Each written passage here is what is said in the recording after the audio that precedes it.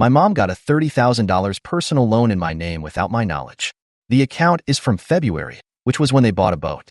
Now, they've missed 4 payments and told me they're going to let it default since the boat can't be repossessed, and they're going to call CPS on me.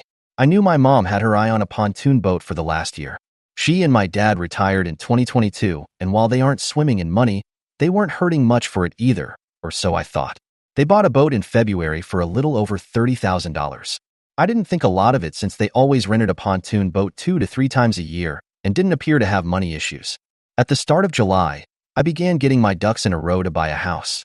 When I applied for a pre-approval, I found out my credit score was barely over 600 and I had an extra $30,000 plus in debt I had no idea about. Even worse, it was 90 plus days late. I told the lender the account wasn't mine and he said my identity had probably been stolen, but it was probably someone close to me as the money would have had to go to a bank account with my name on it. I shared a bank account with my ex-fiancée and asked the bank to look into it. They said the account had been closed a couple of years ago when we broke up, and no attempts to send money to it/take money from it have been made since. I filed a dispute with the company and the credit agencies as it was obvious to me I had been hacked or my identity had been stolen. About a week ago, I got a notice from the company to my apartment, first I had ever heard from them, saying they were going to charge off the account if payment wasn't made. I requested more information from them, and they linked me to their fraud department. They were able to tell me where the money was sent, to a bank account from when I was a minor that I shared with my mom. When I called that bank, they confirmed there was activity on the account and the statement showed the loan coming in and almost all of the money being transferred into what looks like my mom's account at the same bank. I haven't used that bank in more than a decade. I called my mom and asked her about it, and she, after a long pause, said that's how they bought the boat. They made one payment on the account and realized they probably couldn't afford the monthly payment for the next 5 years. When I asked why they hadn't told me, she said it was because they figured I would say no, they were right, and that they had worked hard in their lives and wanted to enjoy retirement. It ended by them saying the boat couldn't be repossessed because it was a personal loan. My mom suggested declaring bankruptcy, and I told them I was going to the police. My mom said not to do that because they wouldn't take it seriously. When I told her I was doing it anyway, she hinted that she might have to call CPS on me. My 2-year-old burned themselves on a hot pan earlier this year. Simple ER visit and was told accidents happen. He's fine. Regarding an unsafe home, I think I'm still going to the police because declaring bankruptcy would make it impossible to buy a house. I just needed to vent and looking for any advice. Top comments. Commenter 1. Copying this for every identity theft situation I see on here, since it seems to happen a lot, where you know who the person is who stole your identity. This is all information you can find in this sub and others. 1. Call the police. You're the victim of identity theft, plain and simple. It doesn't matter who did it or what your relationship is to them. They broke the law. Now they have to face the consequences of their actions. 2. Freeze your credit. You want to make sure it doesn't happen again. Take the proactive route of freezing your credit. 3. Monitor and track your credit. You need to be alerted if anyone tries opening a line of credit in your name. This gives you a way to do it for free, and it shows your credit score. 4. Warn anyone else who might be a victim. This includes family members or anyone else whose social security number might be compromised by the thief. 5. Take the police report to the credit bureaus. Give them the report number when you dispute all of the accounts. Most of the time, that will be enough for them to take the accounts off of your credit. It's on the creditors themselves to prove the accounts are legitimately yours, and the bureaus aren't going to get in the middle of it.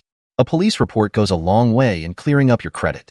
Don't take identity theft lying down, even if it's someone close to you. If you let them get away with it, get ready for 5 to 10 years of bad credit, collection agencies coming after you, lawsuits, etc. Your mom 100% committed familial identity theft, and now she's trying to scare you into not reporting her. Don't let her scare you. CPS, or the same thing in other states, are typically only going to take action if there is clear-cut signs of abuse. It sounds like a minor burn months ago is nothing. The ER staff is right. Accidents happen. Anyone can make an online report for CPS on anyone for anything. It literally means nothing unless it's a legitimate report, and even then, the sad state of many of these state services mean even real reports of real abuse often slip through the cracks. I would look into a restraining order if she tries it though. Don't declare bankruptcy, whatever you do. Just make the police report and give that information to the company that gave them the loan and the credit bureaus. They'll take care of the rest. Commenter 2. She stole $30K, potentially ruined your financial future for 7 years, threatened to put your child in a situation where they could be taken and put in foster care for a fudging pontoon boat? Update 1. I filed my police report the same day as my first post. The officer and I talked for probably 20 minutes and I printed out a statement from the bank. I spoke with a detective a couple days later for another 20 minutes. Fast forward about 2.5 weeks and my dad called saying my mom had been arrested. He said an officer and a detective showed up at their house asking to speak with her. When she went onto the porch, they grabbed her and arrested her. The detective, same one I talked to, explained they had a warrant. My mom has never been in trouble with the law in her life, and she got arrested on a felony. They tried talking to her, and she immediately requested a lawyer. They stopped asking questions, but didn't let her see a lawyer right away. My dad was furious, but the detective told him to have a lawyer go down to the county jail in the morning before she went to the judge. The next morning, apparently she and the lawyer talked, and she was released in the afternoon with a new court date. About a week later, I get a call from DCFS requesting to meet with me about my son. I had nothing to hide, so I agreed. We spoke for about half an hour at my apartment and I explained the situation. She seemed understanding and told me there are no obvious issues. She just had to follow up on a report. I will say if I'm ever in trouble, I'm hiring her lawyer. The case was dismissed at her next court date in late September. The detective called me the next day and explained the state attorney believed that they wouldn't be able to prove beyond a reasonable doubt she intentionally stole my identity. He said he figured it was a BS reason because he had documents from the bank and loan company. He said the state attorney drops a lot of cases, even open and shut ones, especially when it's not violent and they have a hired attorney. She never made a statement other than her attorney telling the detective she didn't do it. He also said the loan company might go after my mom in a lawsuit. What brings me back here is that a couple weeks ago the account dropped from my credit.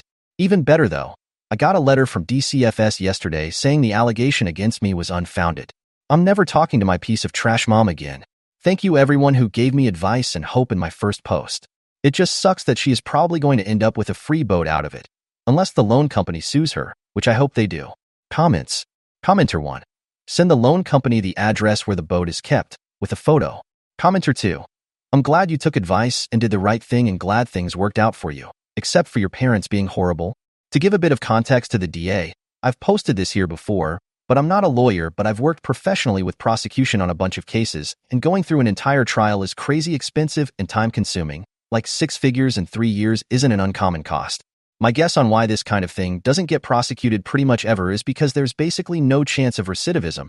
It's a crime of opportunity where she has very limited opportunities, and it's not likely to deter others from doing this if they make an example of a couple people, so there's no real legal benefit in spending the time and money to prosecute. The loan company probably will sue her, but that shouldn't really make you feel better.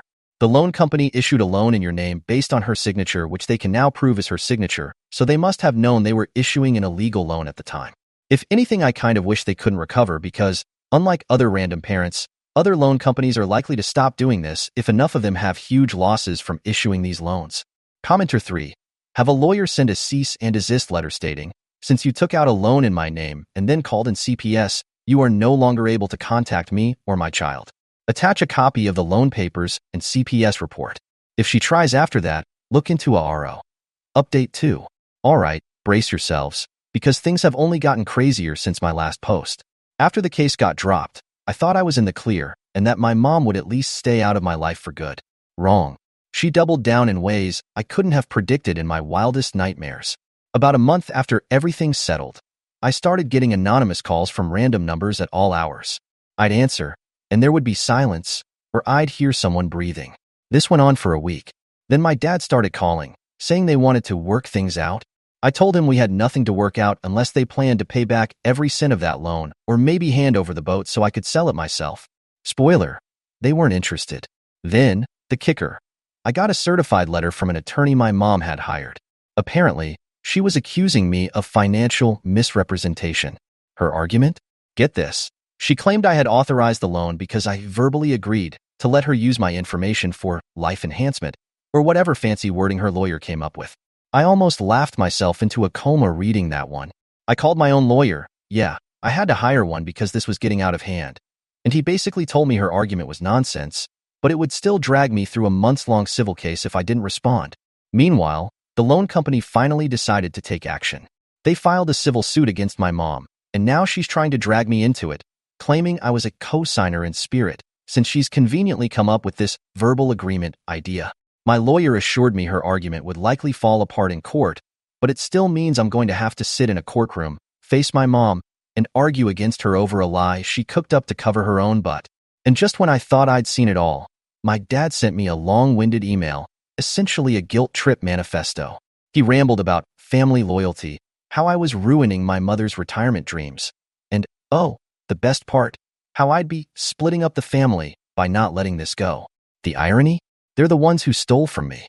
They had the nerve to accuse me of tearing the family apart when they jeopardized my future, my credit, and tried to mess with my child. The worst part of all of this is, of course, my kid. I worry every day that they'll come up with some new angle to drag my son into this mess. The CPS report may have been unfounded, but the threat was real, and I'm not naive enough to think they won't try something like that again. So here I am, stressed beyond belief, constantly looking over my shoulder, and trying to shield my little family from whatever lunacy my mom is planning next. This whole ordeal has taught me one thing. Some people can't be trusted, even when they're family. Or maybe especially when they're family. And here's the wild twist that left me questioning everything. My cousin, who I'm close with, messaged me out of the blue and said he overheard my mom talking to my aunt about another financial solution she's cooking up. I don't know what it is yet, but knowing her, it'll be something completely unhinged. Update 3. I was finally starting to catch my breath, but, naturally, my mom wasn't done. A week after my last post, I found out what her financial solution was. Brace yourselves, because this one is straight out of a Lifetime movie. Turns out, my mom applied for another loan in my name, and this time, it wasn't a small one. Apparently, she thought that if she took out a consolidation loan, she could pay off the original $30,000, cover her legal fees, and then, I don't know, float off into the sunset or something. Who knows what's actually going on in her head at this point? Here's how I found out. I got a call from a bank I'd never heard of, asking if I was interested in finalizing my pre-approved personal loan application. I told them I hadn't applied for anything and asked them to cancel the application on the spot. But when I mentioned my suspicions about my mother, they got quiet. Actually, ma'am, the person on the phone said, this application was submitted in person. In person. She had physically walked into a bank with my information and tried to take out another loan. I was absolutely livid, and in the heat of the moment, I actually laughed. Because at this point, what else can you do? My mom, who supposedly just wanted a simple life of fishing and sunsets in her golden years, was now treating my credit like her own personal Monopoly game. The next day, I went back to the police station. Same detective, same weary look when he saw me walk in. I explained what happened, and he sighed, nodding. He pulled up my case and told me that my mom's lawyer had actually been in touch, trying to negotiate some kind of plea deal on the fraud case. So she's admitting she did it. Yet she's out here trying to do it again? The detective told me to freeze my credit immediately. I did, but the damage has already been done. My credit score is basically trash, and now I have an open fraud investigation across multiple loans with multiple banks. It's going to take months, maybe even years, to rebuild. To make things even more chaotic, my dad texted me last night with an urgent message to come meet them both to talk things out, like adults. I obviously refused, so he decided to drop by my apartment, unannounced, pounding on the door like the world was ending.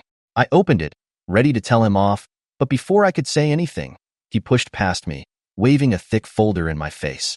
This is everything we owe, he said, flipping through a stack of crumpled bank statements and loan documents. If you just sign a few forms, we can put it all in your name legally and handle it together. I stood there, speechless. He actually wanted me to legally take over all their debt to clear things up. When I told him he was out of his mind, he got this icy look and said, "You'll regret this. Family doesn't abandon family. Family doesn't abandon family? They're the ones who abandoned me." I told him to leave or I'd call the cops. He left, but not before muttering something about teaching me a lesson. Here's where things get real. Last night, after I finally got my son to sleep, I noticed headlights outside my apartment. I peeked through the blinds, and of course, it was my dad's car. He was sitting there, in the dark, like some kind of stalker. I don't know if he was hoping to intimidate me, but I ignored him and went back to bed. When I woke up this morning, his car was still there.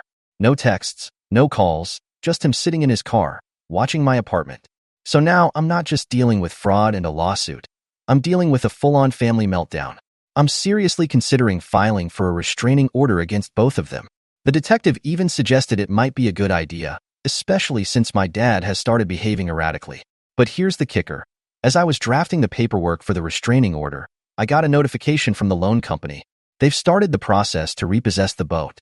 I couldn't believe it. Turns out, even if they can't touch the boat through a personal loan, they can legally seize collateral assets if they can prove a history of payment default. I had no idea this was even possible, but hey, sometimes the system works in your favor. Now I'm just sitting here, wondering if I'll wake up tomorrow to another bank calling me. Or maybe my mom and dad showing up with more solutions. Or maybe, just maybe, this whole thing is finally reaching its crescendo. Who knows? The only thing I know for sure is that I'll never look at a boat, or my own family, the same way again. Update 4. So, I filed for the restraining order. By the end of the week, I had both the police and a lawyer backing me up, with enough documentation to wallpaper a room. My parents were officially not allowed within 500 feet of me or my apartment. Here's where things hit the fan. 3 days after I filed, I get a call from my cousin. You need to check the local Facebook page. I log in, and there it is, a post from my mom's account, a long, rambling, all-caps manifesto accusing me of financial betrayal, family abandonment, and, unbelievably, of stealing her boat because I wouldn't support her retirement. It had over 100 comments, people taking sides, neighbors I hadn't spoken to in years messaging me, asking what was going on. It was a full-on circus. I decided not to respond publicly, but I knew I needed to act fast. That same night, I got a message from the loan company saying they'd successfully seized the boat. They'd hauled it straight off my parents' property, and I can only imagine the look on their faces watching their precious retirement dream get towed away. But it wasn't over. The next morning, I was getting my son ready for daycare when I heard pounding on my door again.